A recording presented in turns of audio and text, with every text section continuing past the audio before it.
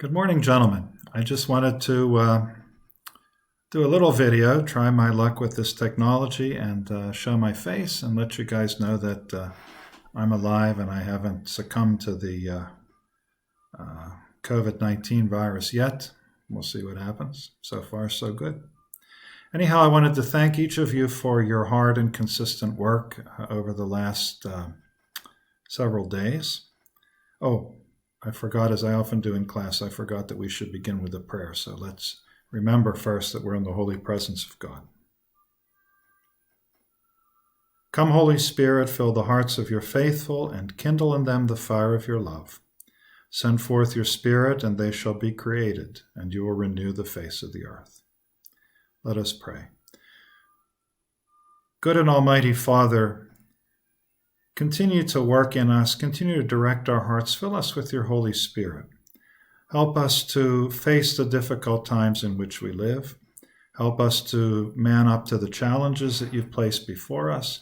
Help us to become your instruments, your hands, your feet, your words, your heart in the lives of the people around us. Give us, please, Lord, the power to fight the COVID virus with our bodies, with our minds, and with our hearts. We ask this in your most holy name. Amen. So let me tell you, first of all, I miss seeing your faces every day. I miss that mountain of sports equipment in the corner in room 411. I miss praying with you together in person.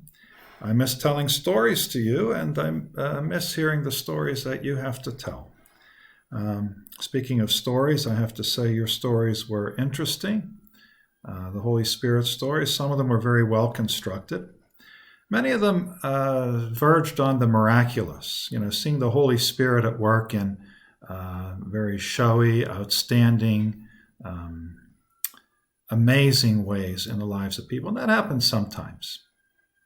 But for the most part, the work of the Holy Spirit is in our ordinary lives.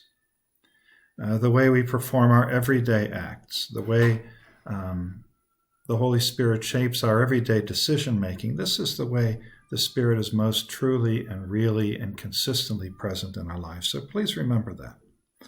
Each morning I ask myself, again in these tough times, what is the Holy Spirit telling me in the events of this pandemic? Where's he leading me, and where's he leading his church in these days to come? It's going to be a difficult Holy Week and a challenging Holy Week for Christians all over the world. So what is God leading us to through this trial? I'll be checking your quizzes shortly and your Holy Spirit projects by Friday, God willing. It takes a while to go through those.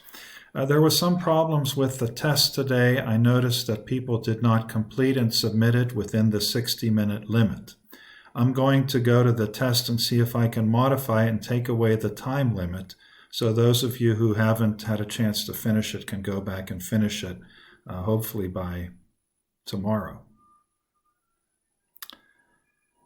For today, I have a story for you. And the thing that made me think of this story was a line that Max McCord, our friend Max, said in his paper the other day. He wrote this. He says, "More is revealed to us about God by being content with our ignorance and ineptness about him, rather than trying to logically interpret and understand him." And that sentence made me think of a favorite story of mine. It's written by Leo Tolstoy, a 19th century Russian author, and it's a description of the Trinity. This chapter with the Holy Spirit concludes our study of the Trinity, and so I'd like to offer this reflection in the form of a short story by Tolstoy. I hope you like it. So please listen to the short story on the attached YouTube video. It's about 17 minutes. And then take a few minutes to respond to the project in the Moodle assignment that's also posted at the bottom of the page.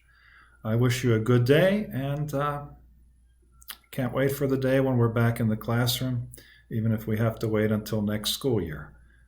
I wish you well. This video brings all my concern and care and love for each one of you.